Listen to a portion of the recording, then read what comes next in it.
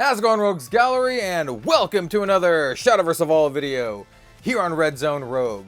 Uma Musume has returned to Shadowverse Evolve in a big way, and it just happens to be one of the most powerful things you can be doing in the entire game. I said that a little weird.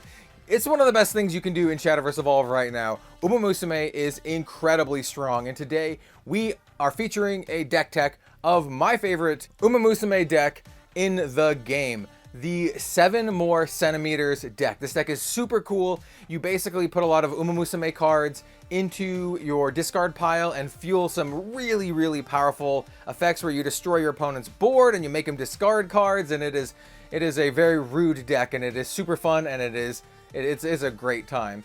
This is, however, not the best Uma Musume deck. There is one other deck that is considered to be a little bit stronger than this deck, and that is the aggro Uma Musume deck. We are not featuring that in today's video because, frankly, I don't have an aggro Uma Musume deck to feature.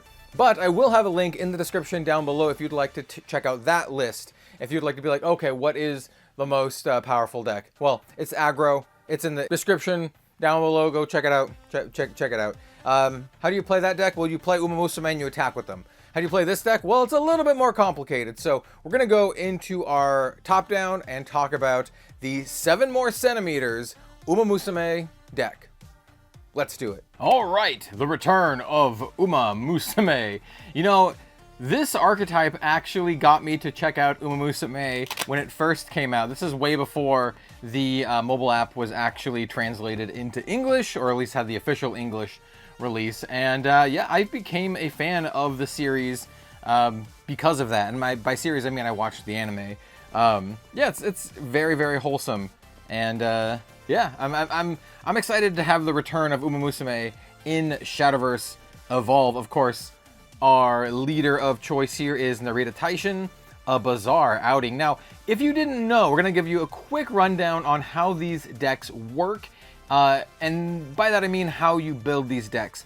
So in Shadowverse Evolve, typically you can only make a deck out of the class of your leader or craft of your leader. So Narita Taishin here is Swordcraft. However, if you are playing a collab deck like Uma Musume, so long as your leader is an Uma Musume leader, all of the cards in your deck can be Uma Musume and the class doesn't matter. So as long as all the cards in our deck are Uma Musume and our leader is Uma Musume, then they can be mixed class, which is exactly what we are doing. So yeah, that's kind of how this works if you're not super familiar with that.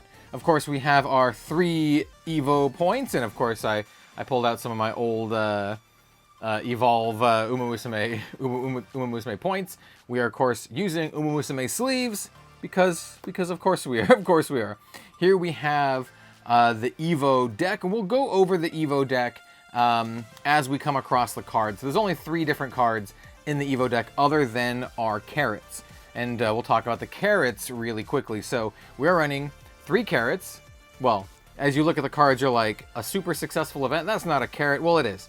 It says carrot right here. Carrots are cards that you can use to race your Uma followers. Every single Uma follower has race on it. They just all do. So here's Daiwa Scarlet. She's a big part of the deck. She can race for 1. Some Uma do things when they race, but when you race any Uma, they can immediately attack the turn that they came into play, but they can only attack other followers. They basically get rush. And so we're running 3 carrots. You can have as many carrots as you want in your Evo deck. And I chose to get some really nice ones for this. Just kind of gonna show off the pretty carrots. So keep that in mind. We have 3 carrots. These are actually really important to the deck. And then, of course, we have our Evo deck. And once again, we have these all in Uma Musume sleeves. And in case you were curious before we get started with the main deck, we do over sleeves in the character sleeves with Dragon Shield over sleeves. So, yes. All right.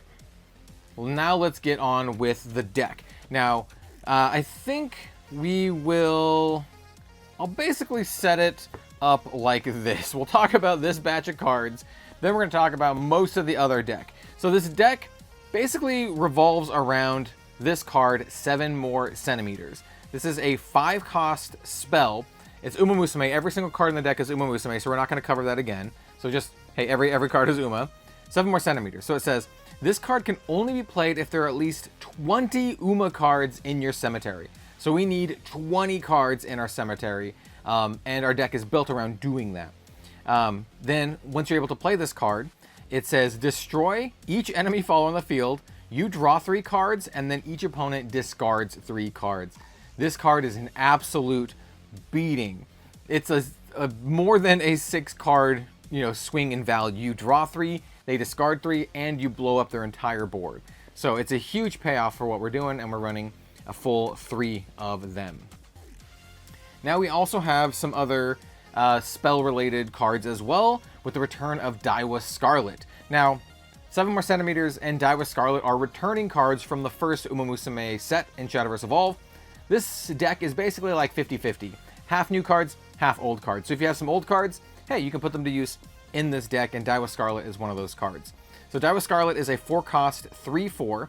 She can race, well, they can all race. So they all race for 1. So we're not going to bring that up again either. They can all race for 1 play point and a carrot. So, fanfare, search your deck for any Umamusume spell, I don't know, like 7 more centimeters, and then we add it to our hand. Also, while this card is on the field, the first Uma spell we play each turn costs 1 less to play, so she makes all of our spells cheaper, or at least the first one we play each turn cheaper. And then when we play a spell, if it's our 3rd one this turn, select an Uma follower on our field, and we give it Storm, which means it can attack our opponents directly, the turn that it comes into play, or any other followers. It's incredibly powerful. So what we want to do with this deck is essentially we have a lot of spell-based shenanigans and a lot of stuff that puts cards into our cemetery so we can play 7 more centimeters. It's a super fun deck, and it's once you kind of get the flow of it, it's a lot of moving pieces, but it's like fun and easy to understand moving pieces. We are running 2 Daiwa Scarlet in the deck, and then we have Daiwa's partner, best friend, frenemy, Vodka. So Vodka is a 3-cost 3/3, and if there's a Daiwa Scarlet on the field, this card costs 2 less to play, so she only costs 1 if you have a Daiwa Scarlet. And then once per turn, when you play a spell, give each Uma follower on your field +1/+1 and rush. Now, of course, in Shadowverse Evolve, that +1/+1 is permanent. So that's super, super good. So now you can kind of see what we're doing here. We go get spells, we play the spells, we pump our entire board, the spells are cheaper. If we play 3 spells, we can give a dude Storm, Vodka gives him Rush, and we just go to town. Being able to drop a Daiwa Scarlet into a Vodka is very, very strong. So we're running two Vodka as well. All right, let's talk about some other cards. So we have all of our Uma, and then we have a bunch of spells. I guess we can cover the spells really quickly, because the spells are a big chunk of the deck, but a lot of them do similar things, so we can go over them fairly quickly. So they either boil down to cards that let us draw cards, or cards that are removal for our opponent's stuff. For the most part, there's a couple exceptions. So we have Lucky Star in the Sky. This is a 1-drop quick spell, so we can play this at quick speed. Look at the top card of our deck. If it's an Uma card, it will be. You can reveal it and add it to your hand. And if there's at least 5 Uma spells in our cemetery, we heal 2. Great. Draw a card, heal 2. That's great. We are running a full set of that. We have Flowers for You. This is kind of our old, more jank version of a draw. This is pretty simple. It's just a 1-cost, not quick. Select an Uma follower in your field, you give it +1 attack, and you draw a card. If the selected follower is Seiyun Sky, give it an additional +1/+1. We're not running Seiyun Sky. This is literally just give one of our dudes +1 and then draw. Yeah, this is mostly just for draw. Next up, we have Trial Initiation. This is probably the best draw that we have in the deck, but it is not quick speed. This is a 1-drop. You select one of the following. You look at the top 2 cards of your deck. You can reveal an Uma card from among them, add it to your hand, and put the remaining on the bottom of your deck. So basically look at the top 2, pick a card, put the other one on the bottom. Or you can select a BNW follower in our cemetery and add it to our hand. We are probably not going to be doing that. We are just going to be drawing a card. So just more stuff that helps us draw cards. Keep in mind that all of these synergize with all of this stuff, right? So when we play a spell with Vodka on the field, our whole board gets +1/+1. When we play them with Daiwa Scarlet, the first one is free, or the first one costs 1 less, so these ones would all be free because they cost 1. And if it's a third one, we can give something Storm. So just keep all the synergy in mind as we go through these. We also are running a single Outrunning the Encroaching Heat. This is a great card. You select a follower on our field and we give it Storm. And if it's an Uma card, we give it +1/+1. So we give one of our Umas +1/+1 and Storm so we can get that nice burst damage. Now we have our removal. So we have all of our card draw. We have our 1 oddball card and then the rest is removal. Lamplit Training of a Witch to Be. This is a staple card in Shadowverse. 1 drop, it's quick. You select an enemy follower on the field and you deal it 2 damage. And if we have a racing follower on our field, deal 3 damage instead. So you need to have an Uma on the field and it needs to have activated the race ability. We can do 3. But doing 2 is just also extremely good. We're also running Make Some Noise. Very similar. It's a 2-drop quick speed spell. Select an enemy follower on the field, you deal 3 damage. And if we have an Uma card on our field, we deal 4 instead. Doesn't have to be racing, just have to have an Uma card. Yep, we're going to be doing that. And yeah, this is just really, really good. And then finally, we have a new card, Pious Flame Heaven Scorcher. It's a really, really sweet name. It's a 3-drop, not quick speed. When you play this card, you can discard an Uma card, and then it costs 2 less to play. And then it says select an enemy follower on the field, and you deal 5 damage. If you discard an Uma card that costs 7 or more, spoilers, we don't have that in the deck. When playing this card, you draw a card. This is basically a 3-drop, deal 5, or you can discard an Uma card and be a 1-drop, deal 5. It's really good. And we also, discarding the cards is not always bad because we want to fill our cemetery up for stuff like 7 more centimeters. And so those are all of our spells plus the 7 more centimeters. Now, let's talk about the actual Uma in the deck. This one is our most high-costed card in the deck. This is Progenitors and Guides, and it's kind of a nice little card. We're running 1 of them. So it's a 6-drop, 4/4, and then on Fanfare, we discard an Uma card, and then we recover 4 play points. Super, super good. So it's a 6-drop, but we get 4 play points back. And then we can use this effect, choose one, you select an Uma follower that costs 5 or less in our cemetery, and we add it to our hand, which is great. It's any Uma follower on our deck. Or we can select up to 2 face-up cards named Carrot in our Evo deck, turn them face down, and gain an evolution point, which is really, really good. So what that means is when you use a Carrot and you attach it to your Uma, when your Uma dies, the card goes back into your Evo deck face up. Otherwise, they're normally face down, so your opponent can't see what they are. But when you use them and your Uma dies or gets returned to your hand or whatever, the Carrot goes back face up. So what that card does is it turns them face down so you could use them again, which is really nice. And then it gives you an Evo point, which is also very nice. So yeah, that's a pretty cool effect. And then the final ability is you give each other Uma follower on your field +1/+1. Yeah, this is good. Nice little toolbox card. It's a 6-drop, but you get some stuff back. All right, let's talk about Air Shakur. This card is cracked. So this is a 3-cost 3/3.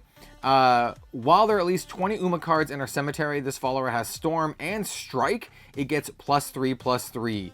That is crazy. A 3-drop that has Storm and then basically hits for 6. And then if they don't deal with it, it'll hit for 9. This card is cracked. And then if you this one is one of the few cards that has an on race ability. So once again, the race costs 1 and you put a carrot on this. And then so when you do that, you select one enemy follower on the field and deal it 3 damage, and then this follower gets +1/+1, and you bury the top 2 cards of your deck, which is good for fueling its own effect as well as stuff like 7 more centimeters. This card is super, super good. One of like the best cards in the deck for this this kind of strategy. Air Shakur, like, it kills people, man. Next up, we have this card that has an extremely, extremely long name. It's Maten Kanen Tannhauser Machiten Adventure. This is a really good card as well. Another 3-cost 3/3. You can race it for 1, which is relevant because when you race this, you select an Umamusume follower that costs 3 or less in our cemetery, and we just summon it, and then we give this follower a +1/+1. So we can summon like our Air Shakur or our Vodka just by playing this and racing it. And then on Fanfare, you bury the top card of our deck, which is great. That's exactly what I want to do. We're running 2 of these. Next up, we have a one of Marvelous Sunday. She is a 2-cost 2/3, and then on Fanfare, we can turn another card. We can return another card on our field to its owner's hand, and then we heal 2. This is great for getting multiple like Fanfare abilities, or if we have a really powerful Uma that we want to save, we can do that as well. But mostly it's for getting those Fanfare abilities and doing it again. So like if you want to, reactivate a Die with Scarlet to go search your deck for another spell, for example, yeah, that's something that you can do, which is really good. This is just on Fanfare. Next up, we have Sweep Tosho. This is a 2-cost 0/1. However, it costs 2 less to play if there's at least 5 Uma spells in our cemetery, so it could cost 0. A lot of the times it'll cost 0. And then on Fanfare, we select a 1-cost Uma spell in our cemetery and put it into our EX area, and then it costs 1 less to play this turn. So we can basically play it for free. And as you saw, we have a lot of 1-cost Uma spells. Most of them are draw cards, but we also have the one that also pumps up and then draws, and then we also have Lamplet for removal. Yeah, just a really efficient card, and kind of synergizes with everything else we're doing, all the spell shenanigans. Really good. Speaking of which, we have Agnes Tachyon. The return, one of the most expensive Uma cards at one point in time. I think it's gone down a little bit since then, but still very, very good. So Agnes Tachyon is a 2-drop, 2/2. You can evolve this for 1, and you can erase this for 1. That doesn't really matter as much. But whenever we play a spell, we select an enemy follower on the field, and you give it a permanent -1/-1. Really, really good. So we're running 2 copies of Agnes Tachyon, and we're also running 2 copies of Agnes Tachyon in the Evo deck. And so when she evolves, on evolve, we select a spell in our cemetery, and then we add it to our hand, and then she still has the, whenever you play a spell, you can give an enemy follower -1/-1. Super, super good. So gets a spell back. Yeah, super good card. Very, very good. Next up, we have one of the new breakout cards of the Uma set. This is Cheval Grand, or the Grand Horse. 2-cost 2/2. Evos for 1. On Fanfare, you select a face-up carrot in our Evo deck. If there's at least 10 Uma cards in our cemetery, turn it face down. So once again, we have ways to reuse our carrots. So don't be afraid to use the carrots, especially if you get some of the banger cards that use carrots like Air Shakur or the Maten Kannentenhauser. Those are fantastic. Use those if you can, and you can, got good targets for it, because we have a lot of ways to turn our carrots face down. And then when you evolve the Grand Cheval, hold on, let's set this aside. We're running 3, and then we're running 3 Evo Cheval Grand. On evolve, you select an enemy fall on the field and you deal it 2 damage. If there are 10 Uma cards in your cemetery, you deal it 4 damage instead. That's a crazy good rate, by the way, for a 2-drop, evoing and then blasting something for 4, and then being a 3/3 that can also attack, because when things evolve, they can attack. That's super, super good. And then has another effect. Twice on each of our turns, when an enemy follower that took damage this turn from an Umamusume card we control is put from the field into the cemetery, we draw a card and then discard a card. So if this shoots something and kills it, then we get to draw a card and discard a card. And that's true for like any of the other stuff we have. Super good. Once again, really, really good at fueling our cemetery and getting to that 20 crucial breakpoint. So yeah, also extremely good. And I should mention now, and I didn't mention this earlier, and I definitely should have mentioned this now. For Die with Scarlet, she makes the first spell we play on every turn reduced by 1. So if we have a quick speed card like Lamplet, and we have Die with Scarlet out on our opponent's turn, Lamplet will cost 0, because she reduces it on every turn, which is super, super good. So just wanted to point that out. I kind of forgot when we were going over Die with Scarlet, but yeah, it's very strong.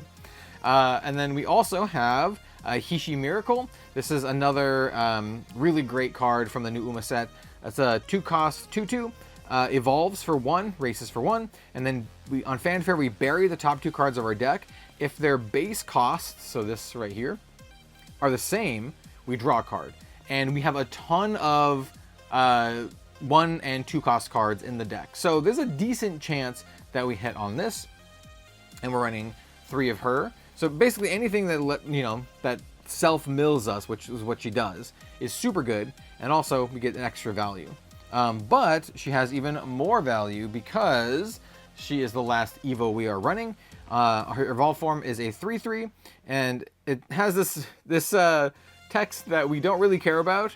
It says, at the start of her end phase, if there's at least 9 face-up carrots in her Evo deck, each opponent buries the top 20 cards of their deck. This is a very carrot-hungry card. We don't care about that. We're only running 3 carrots, so we can't even get there. What we do care about is on the evolve, we discard 2 Uma cards and draw 2. So it just helps us fuel our cemetery strategy. It's really good. And yeah, that's our Evo. And then the final card in the deck is Manhattan Cafe. It's a 1-cost 1/1.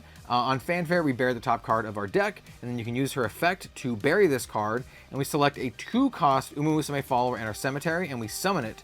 And we can only activate this if we have at least 10 Uma cards in the cemetery. So, so she gets any 2-drop back. Usually you're gonna want to get one of these ones back. Cheval Grand, Hishi Miracle, or Agnes Tachyon, depending on your situation.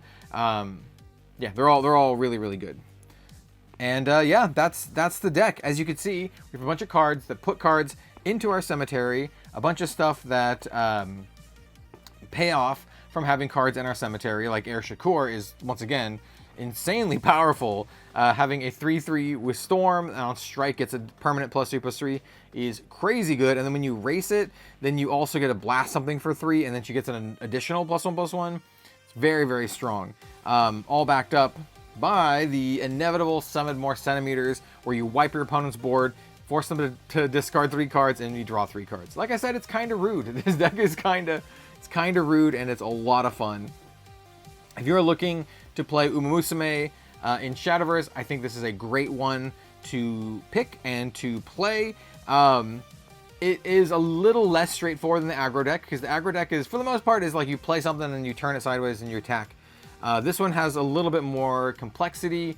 It's not too complex, but it's a little bit more, and it's just a lot of fun. I keep saying that, but it really is. So if you'd like to build an Umamusume deck, I recommend this one, or the aggro deck, and you should have a pretty good time playing some Shadowverse Evolve. And that's going to be the end of the video. Thank you all so much for watching. Don't forget to like, comment, subscribe, and maybe hype the video. I really, really appreciate it.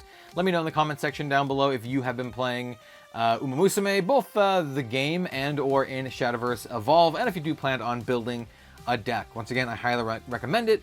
We do know it is very powerful. It put up a lot of good results in the Japanese meta, both this version of the deck and more so the aggro deck. And yeah, above all else, I hope you have a fun time and a great day, and see you next time.